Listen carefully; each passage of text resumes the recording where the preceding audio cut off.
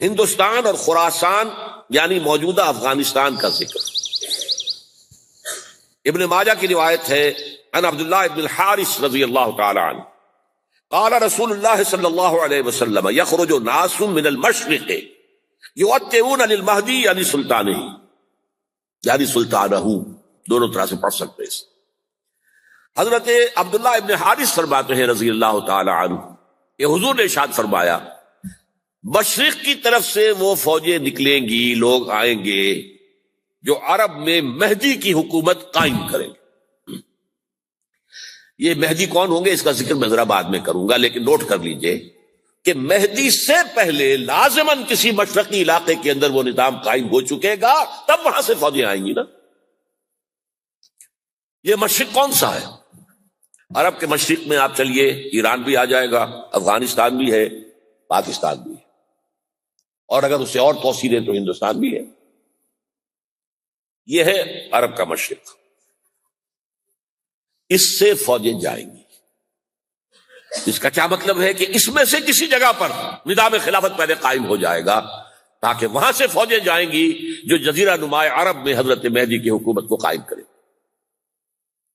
اب دوسری حدیث سنیے، یہ سنن ابن ماجہ کی حدیث تھی جو میں نے آپ کو سنائی، آپ نے پڑھی۔ دوسری عن ابی ہریرہ رضی اللہ تعالی عنہ، یہ ترمذی شریف کی روایت ہے، قال قال رسول اللہ صلی اللہ علیہ وسلم یخرج من خراسان رایات سود لا يردها شیء حتی تنصب بایلیا۔ خراسان کے علاقے سے سیاہ جھنڈے لے کر فوجیں آئیں گی، ان کا رخ کوئی موڑ نہیں سکے گا، ان کو پیچھے پھیر نہیں سکیں گے کوئی بھی، یہاں تک کہ وہ یروشلم میں جا کر جھنڈے نصب کر دیں۔ ایلیا حضور کے زمانے میں یروشلم کو کہتے تھے۔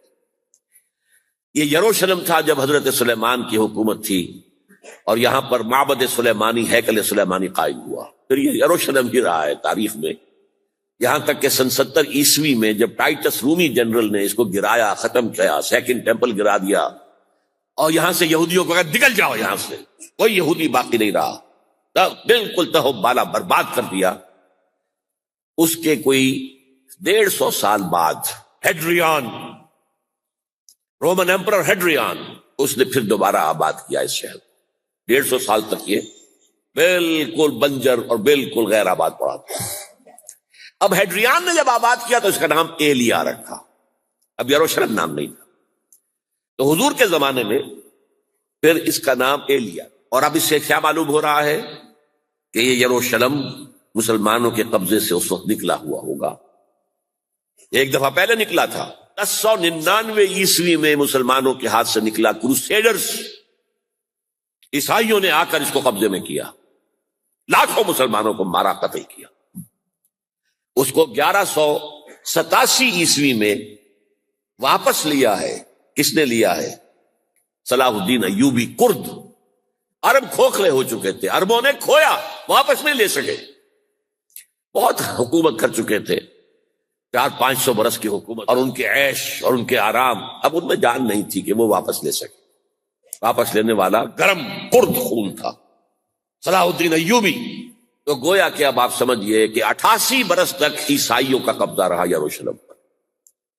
اب 1967 میں یہودیوں نے قبضہ کیا ہے، اور اب 38 برس تو ہو گئے، 88 نہیں 38 برس تو ہو گئے ہیں، لیکن وہ دور آئے گا کہ اب پھر لیں گے، لینے والے عرب بھی نہیں ہوں گے، خراسان کے علاقے سے فوجیں آئیں۔ یہ خراسان کیا تھا؟ ایلیا تو میں نے آپ کو یروشلم کا نام ہے۔ خراسان اس زمانے میں ایک بہت بڑے ملک کو کہتے تھے، کچھ حصہ پاکستان کا بھی اس میں شامل ہے، کچھ حصہ ایران کا بھی ہے، ایران کے اس حصے کو اب بھی خراسان کہتے ہیں۔ خراسان ایک صوبہ ہے ایران کا چھوٹا سا۔ پاکستان میں خاص طور پر یہ جو علاقہ مالا کنڈ ایجنسی کہلاتی ہے، اس سے اوپر جتنا علاقہ ہے، اور یہ جو واخان کی ایک پٹی آتی ہے اوپر، واخان افغانستان کی ایک پٹی سی دم سی چلی آتی ہے جو جا کر چائنا کی سرحد سے مل جاتی، یہاں سے لے کے یہاں تک یہ جو مالا کنڈ کا وہ درہ ہے اور پہاڑ ہے، یہ بھی خراسان کا حصہ ہے۔ باقی تقریباً 2/3 آف افغانستان، ساؤدرن حصہ نہیں ہے خراسان کا حصہ، یہ سیستان کہلاتا تھا، یہ خراسان نہیں ہے۔ لیکن یہ کہ اوپر کا 2/3 آف افغانستان اور اس کے ساتھ یہ جو عرب جو اب یہ ترک ممالک آزاد ہوئے ہیں سوویت یونین کے ڈسولوشن کے ساتھ، یہ سارا علاقہ کہلاتا ہے خراسان بزرگ، دی گریٹ خراسان۔ ایک مرتبہ ایک یہاں کا جو کاؤنسلیٹ ایران کا وہ آئے تھے میرے پاس، ان کے ایک اہم آدمی، ان سے میں نے پوچھا خراسان، تو پہلے تو ان کا خراسان ہمارا ایک صوبہ ہے، میں نے کہا نہیں مجھے خراسان، او خراسان بزرگ، وہ جو آپ دی گریٹر خراسان کی بات کر رہے ہیں وہ یہ تھا۔ پھر میں نے اور ذریعوں سے بھی تحقیق کی، پہلے خیال تھا کہ پورا افغانستان اس میں شامل ہے، لیکن اب معلوم ہوا کہ نہیں، یہ جو جنوبی حصہ ہے یہ سیستان کہلاتا تھا، کچھ بلوچستان کا حصہ اس میں شامل تھا اور کچھ یہ جنوبی حصہ افغانستان۔ یہاں سے فوجیں جائیں گی اور یہ فوجیں جا کر خراسان سے چل کر ایلیا پہنچیں گی، یروشلم پہنچیں گی اور اپنے جھنڈے گاڑ۔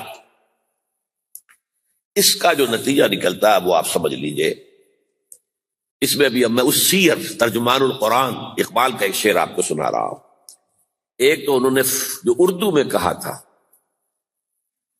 میر عرب کو آئی ٹھنڈی ہوا جہاں سے، میرا وطن وہی ہے، میرا وطن وہی ہے۔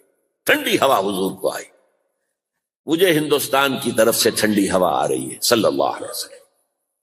اس کا جو ہے حوالہ مجھے نہیں مل سکا ہے اب تک، لیکن لوگ مانتے ہیں کہ ہاں ہے، حدیث ہے، پڑھی ہے ہم نے، لیکن بتا نہیں پا رہے تھے۔ اور ظاہر بات ہے کہ حدیث کا ذخیرہ اتنا وسیع ہے کہ اس میں سے تلاش کرنا آسان کام نہیں، اور اقبال کو کافی علم تھا ان چیزوں کا، تو اس کو بغیر کسی بنیاد کے نہیں کہہ سکتا۔ میر عرب کو آئی ٹھنڈی ہوا جہاں سے، میرا وطن وہی ہے، میرا وطن وہی ہے۔ لیکن اس سے بھی زیادہ جو بات ہے وہ علامہ اقبال کا ایک شعر ہے جس کے پہلے مصرعے میں تو حضرت مہدی کا ذکر ہے، وہ میں بعد میں اس کا ذکر کروں گا جب ان کا وقت آئے گا۔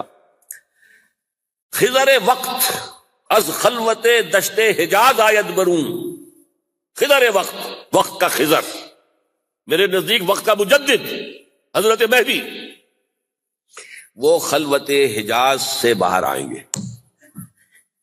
خضر وقت از خلوت دشت حجاز آید برون، کارواں زی وادی دور و دراز آید برون، کارواں اس وادی دور و دراز سے چلے گا۔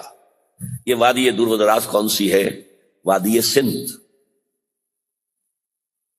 وادی سندھ کا تصور پتہ نہیں آپ کو کیا ہے، آپ کو معلوم ہونا چاہیے کہ وادی سندھ، یہ سارے ٹریبیوٹس جو آ رہے ہیں جو وادی اس دریائے سندھ میں مل رہے ہیں، جیسے ایک درخت ہوتا ہے اور اس کی شاخیں ہیں، وہ تو درخت کے تنے سے نکلی ہیں۔ ایک یہ کہ ٹریبیوٹریز ہوتی ہیں، چھوٹے چھوٹے دریا ہوتے ہیں، وہ ملتے ہیں تو ایک بڑا دریا بنتا ہے۔ یہ ٹریبیوٹریز مشرق سے بھی آ رہی ہیں سندھ میں، اور مغرب سے بھی آ رہی ہیں۔ افغانستان کا جو مشرقی حصہ اسی وادی سندھ کے اندر ہے، اور یہ موجودہ پاکستان، بلکہ اس میں سے کچھ حصہ جو ہم چھوڑ چکے ہیں، ہم سے نکل گیا دریائے ستلج تک، یہ اس وادی سندھ کا حصہ ہے۔ کہاں آ رہا ہے ستلج؟ سندھ میں، اور بیاس تو ستلج میں پہلے ہی آ گیا، راوی آ گیا، چناب آ گیا، جہلم آ گیا، سب سندھ میں پہنچ گئے، پیٹن کوٹ میں سب پہنچ گئے کہ نہیں پہنچ گئے؟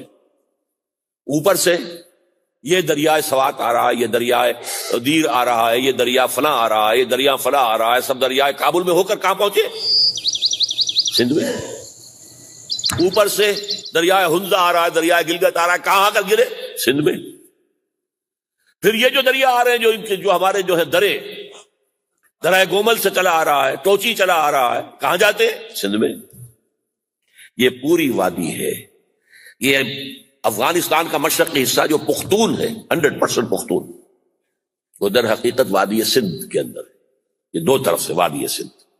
کارواں زی سے مراد ازیں، کارواں ازیں وادی دور و دراز آیت برو، فوجیں یہاں سے جائیں گی حضرت مہدی کی حکومت قائم کرنے کے لیے۔ خضر وقت از خلوت دشت حجاز آیت برو، کارواں زی وادی دور و دراز آیت برو۔ یہ ہے اس سیر کا۔ حالانکہ یہی شخص ہے جو اپنے خطبات کے اندر نفی بھی کرتا ہے کہ یہ مہدی اور وہ یہ سب تصورات جو ہیں یہ کوئی صحیح نہیں ہے، اور یہ پرانی کوئی روایات چلی آ رہی تھی، ہر مذہب میں تصور ہے، اس طرح کی بات کہی۔ جب عقل سے بات کرتا تھا اس میں ٹھوکریں کھاتا تھا، جب دل سے اس کے یہ سیلاب کے معنی چشمہ ابھرتا تھا دل سے اس کی شاعری کا، اس میں ہوتے تھے وہ حقائق کہ جو ابدی ہے۔ اس پر جو اشفاق صاحب ہوتے تھے ہمارے ہاں، اشفاق احمد ادیب، ڈرامہ نگار تلقین شاہ، انہوں نے بڑی پیاری بات کہی تھی، اگرچہ ان کا مذاق اڑایا تھا روزنامہ نوائے وقت نے، بات بڑی پیاری تھی۔ اقبال ایک دن کا اقبال تھا، ایک رات کا اقبال تھا۔ دن کا اقبال فلسفی تھا، وہ اپنی عقل سے غور و فکر کرتا تھا، اس کا حاصل تو ہے وہ لیکچرز، خطبات، ان میں بہت سی باتوں پر علماء کو شدید اعتراض۔ ایک رات کا اقبال تھا، اسے الہام ہوتا تھا، سیلاب آتا تھا شاعری کا، اور وہ اقبال جو ہے اصل اقبال ہے۔ اور اس کو کہا اقبال نے خود، ڈاکٹر یوئنگ ہوتے تھے جو پرنسپل تھے ایف سی کالج کے، ان کے نام سے یوئنگ ہال اب بھی موجود ہے نیلا گنبد چوک میں، ایک ہاسٹل بنایا تھا انہوں نے، یوئنگ ہال۔ ایک دعوت میں سب جمع تھے، ڈاکٹر یوئنگ بھی تھے، علامہ بھی تھے۔ یوئنگ نے بڑا تیکھا وار کیا کہ ڈاکٹر اقبال، ہم نے سنا ہے کہ آپ جیسا آدمی بھی وربل ریولیشن کا قائل ہے۔ کو پہلے مسئلہ سمجھ لیجئے ورنہ واقعہ سمجھ نہیں آیا تھا۔ ایک ہے وربل، وحی باللفظ، قرآن کے بارے میں ہمارا عقیدہ یہ الفاظ اللہ کے ہیں۔ ایک ہوتا ہے وحی، لیکن اس وحی میں لفظ جو ہے وحی کا نہیں ہوتا، بلکہ وہ انسپریشن کہلاتی ہے، کوئی بات آپ کے ذہن میں ڈال دی گئی، آپ نے اپنے الفاظ میں اس کو ادا کیا۔ تو یہ سمجھتے ہیں کہ وحی جو ہے یہ ہمیشہ وحی باللفظ وربل نہیں ہوتی، یہ عیسائیوں کا عقیدہ ہے۔ اور وہ عقیدہ کیوں بنایا ہے؟ اب ایک بات سے بات نکل رہی ہے، انجیلیں 100 سے زیادہ تھیں، اب بھی کم سے کم 4 کو کینونیکل کہتے ہیں، تو ان چاروں میں اختلاف ہے، تو کون سی انجیل ہے؟ میں جب پڑھتا تھا میڈیکل کالج میں تو میں نے منٹگومری میں ایک بہت بڑا کمیشن ہے، اور وہاں پادری صاحب سے مسٹر وائٹ جا کے میں نے کہا کہ which one of these is Bible? اب جواب آپ سنیے، ذہانت کا شاہکار ہے، none of them is Bible. Bible is in them. ان میں سے کوئی بائبل نہیں ہے، بائبل ان کے اندر ہے۔ یعنی جو مفہوم عیسیٰ کو وہ خدا سمجھتے ہیں، اور ان کو اپوسلز کہتے ہیں، یہ نبی تھے حضرت عیسیٰ کے، رسول تھے، یہ متی ہوں یا جون ہوں جو بھی ہے، اپوسلز ہیں۔ تو جو حضرت عیسیٰ نے ان سے کہا وہی کی، انہوں نے اپنے الفاظ میں اس کو ادا کیا ہے، لہذا علیحدہ ہو جائے گا وہ اپنا، جیسا کہ احادیث کے اندر ہے۔ تو اقبال سے کہا کہ اقبال، ڈاکٹر اقبال، میں نے سنا کہ آپ بھی وربل ریولیشن کے قائل ہیں۔ کہ بالکل، اور مجھے تو ذاتی تجربہ ہے، مجھ پر جو شعر اترتا ہے وہ الفاظ میں ڈھلا ہوا ہوتا ہے، میں تبدیلی کرنا چاہوں تو نہیں کر سکتا۔ چپ ہو گیا یوئنگ، اب آگے کیا بولے گا یوئنگ؟ تو بہرحال اقبال کا یہ شعر جو ہے رات کے اقبال کا شعر ہے، یہ اس اقبال کا جس کو الہام ہوتا تھا۔ خضر وقت از خلوت دشت حجاز آیت برو، کارواں زی وادی دور و دراز آیت برو۔ اب میں نے اب تک تو یہ ڈسکس کیا ہے قرآن، حدیث، سنت اور ایک ترجمان القرآن کے حوالے سے۔ اب آئیے عالمی حالات کے حوالے سے دیکھیں۔ عالمی حالات سے بھی معلوم ہوتا ہے کہ ایک عالمی ریاست تقدیر مبرم ہے۔ زمانہ تیزی کے ساتھ ادھر جا رہا ہے، جبکہ پوری دنیا کی ایک ریاست ہوگی، بلکہ بہت پہلے سے اس کا تقاضا پیدا ہو چکا ہے۔ دنیا اتنی چھوٹی ہو گئی ہے، آج آپ اسے کہتے ہیں گلوبل ولیج، یہ تو گاؤں کے مانند ہے، اب کوئی فاصلہ نہیں رہا۔ امریکہ میں تاج پوشی ہو رہی ہے بش صاحب کی، اور کا منظر ہم بیٹھے دیکھ رہے ہیں، سارا کا سارا 12,000 میل دور بیٹھے ہوئے دیکھ رہے ہیں۔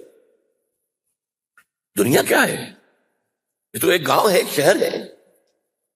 اور ایک عالمی ریاست اگر قائم نہیں ہوتی تو دنیا میں کبھی امن قائم نہیں ہو سکتا۔ لہذا دنیا میں امن کے لیے ایک عالمی ریاست ضروری ہے، اور اسی کے پہلے قدم کے طور پر وہ لیگ آف نیشنز جو ہے قائم کی گئی تھی۔ کوئی تو ادارہ ایسا ہونا چاہیے جہاں دنیا کے سارے ممالک کے نمائندے بیٹھیں، سوچیں، غور کریں، فیصلے کریں۔ اگرچہ وہ جو بے ایمانیاں دلوں میں تھیں، جو بدنیتیں دلوں میں تھیں، انہوں نے ناکام کر دیا اس کو، لہذا وہ مر گئی، ختم ہو گئی۔ ہاں، جنم دے گئی اسرائیل کو، اس کے بطن سے اسرائیل نے جنم لیا، اسرائیل نے نہیں، بالفور ڈیکلریشن نے، کہ یہودیوں کو فلسطین میں آباد ہونے کی اجازت ہے۔ اچھا، جب وہ ختم ہو گئی تو تقاضا موجود تھا کوئی ادارہ ایسا ہونا چاہیے بھائی بیٹھے سب کے سب وہاں فیصلے کریں، ورنہ تو دو برتن کھڑک جائیں گے تو اس کے بعد وہ عالمی جو ہے ایک کنفرنٹیشن ہو سکتی ہے. تب یہ پھر دوبارہ یونائٹڈ نیشنز آرگنائزیشن بنی، اور اب وہ بھی دم توڑ رہی ہے بیچاری، کئی روز سے دم توڑ رہی ہے، اس لیے کہ عراق وار کے ضمن میں ایک پیسہ بھر بھی وقت نہیں دی بش نے یو این او کی حمایت یا مخالفت کو. کیا رہ گیا اس کا وجود؟ بس ایک کلب ہے، آؤ بیٹھے گفتگو کرو، اللہ اللہ خیر صلی اللہ. جتنے ریزولوشن یو این او نے پاس کیے جنرل اسمبلی نے اسرائیل کے خلاف، سب کو ویٹو کیا ہے امریکہ نے. تو فائدہ کیا ہوا بھائی؟ جنرل اسمبلی کا فیصلہ کشمیر کے بارے میں موجود ہے 55 سال سے، اس پر عمل درآمد نہیں ہو سکتا. تو وہ در حقیقت جب عدل انسان کے اندر نہ ہو، اللہ پر ایمان اور یقین نہ ہو، آخرت کے محاسبے کا احساس نہ ہو، تو کوئی بھی آپ ادارہ بنا لیں فیل ہو جائے گا. ایک زمانے میں، وہ بھی میرے زمانے طالب علمی کا ہے، جمعیت طلبہ والے جو ہے کراچی سے نکالا کرتے تھے اسٹوڈنٹس وائس، ایک انگریزی ہفت روزہ، اس میں لکھا تھا یو این او کا مطلب ہے یونائٹڈ نیشنز آرگنائزیشن نہیں، انٹائڈ نیشنز آرگنائزیشن، جو بندھی ہوئی نہیں ہے آپس میں. یہ نیشنز جو ہیں ان کا کوئی آپس میں تعلق نہیں ہے، ان کی آرگنائزیشن ہے انٹائڈ، یونائٹڈ کی بجائے. اور آج اس کا مظہر سامنے آ چکا ہے. لیکن تقدیر مبرم ہے، The march of history cannot be stopped. چاہے نیو ورلڈ آرڈر آئے، چاہے جسٹ ورلڈ آرڈر آئے، آئے گا ورلڈ آرڈر، جس میں کوئی شک نہیں ہے. گلوبلائزیشن ہو رہی ہے، ٹرپس کا معاہدہ ہو رہا ہے، یہ سارا جو ہے کدھر ہم سفر کر رہے ہیں، کدھر جا رہے ہیں؟ Towards a world state. اس عالمی ریاست کے قائم ہونے میں کمپیٹیٹرز کون کون ہیں؟ کون اپنا نظام قائم کرنا چاہتا ہے؟ اس کے لیے اقبال کے دو شعر. دنیا کو ہے پھر مارکہ روح و بدن پیش، مارکہ روح و بدن، روحانیت اور میٹیریلزم. دنیا کو ہے پھر مارکہ روح و بدن پیش، تہذیب نے پھر اپنے درندوں کو ابھارا. تہذیب کے درندے، یہ ہے مغربی قوموں کے لیے بہترین لفظ ہے، تہذیب کے درندے. کہتے ہیں سیویلائزیشن سیویلائزیشن سیویلائزیشن، اور جو درندگی وہ کرتے ہیں، کوئی بھیڑیے وہ درندگی نہیں کر سکیں گے جو وہ کرتے. دنیا کو ہے پھر مارکہ روح و بدن پیش، تہذیب نے پھر اپنے درندوں کو ابھارا. اللہ کو پامر دیے مومن پہ بھروسہ، ابلیس کو یورپ کی مشینوں کا سہارا. This grand confrontation is very soon to come, very soon to come, very soon to come. ایک طرف اللہ ہے اور مرد مومن ہے، دوسری طرف ابلیس ہے اور اس کا سب سے بڑا ایجنٹ یہودی ہے، اور یہودیوں کے سپورٹرز عیسائی ہیں. یہ ہے دو طرفہ، یہ دو فریق ہیں. اور وہ میں آپ کو پہلے سنا چکا ہوں نظم. ابلیس نے کہا تھا مجھے نہ جمہوریت کا کوئی خطرہ ہے، نہ کوئی فاشزم سے خطرہ ہے، نہ کوئی اشتراکیت سے خطرہ ہے اگر کوئی خطر مجھ کو تو اس امت سے ہے جس کی خاکستر میں ہے اب تک شرارے آرزو. خال خالص قوم میں اب تک نظر آتے ہیں وہ، کرتے ہیں اشک سحر گاہی سے جو ظالم وضو. وہی خطرہ ہے جس کا ذکر کیا جب یو ایس ایس آر ختم ہو گئی، جس کے لیے نیٹو بنایا گیا تھا، جس کے لیے سیٹو بنایا گیا تھا، جس کے لیے سینٹو بنایا گیا تھا to contain U S S R. اب جب یو ایس ایس آر ختم ہو گیا، وہ تو سربت سجود ہو گیا مغرب کے سامنے، ہاتھ پھیلا کر بھیک مانگنے کی پوزیشن میں آ گیا. اس وقت اثر نو نیٹو کو آرگنائز کر رہے ہیں، ایکسٹینڈ کر رہے ہیں. تو کسی نے پوچھا چیف آف دی نیٹو سے کہ یہ اب آپ کو کس بات کا دے؟ ہمیں مسلم فنڈامنٹلزم سے خطرہ ہے. وہ جو ابلیس نے کہا وہی اس نے کہا، ہمیں اندیشہ ہے مسلم فنڈامنٹلزم سے، لہذا ہمیں چوکس لینا ہے اور مضبوط کرنا ہے اور تکڑے ہونا ہے. یہ ہے در حقیقت ہے اگر کوئی خطر مجھ کو تو اس امت سے ہے جس کی خاکستر میں ہے اب تک شرارے آرزو. اب دیکھیے، ایک طرف میں نے بتایا ایک یہودی ہیں اور ان کے خواب ہیں. خواب کیا ہے؟ گریٹر اسرائیل قائم کرنا. جس میں تقریباً پورا مڈل ایسٹ آ جائے گا۔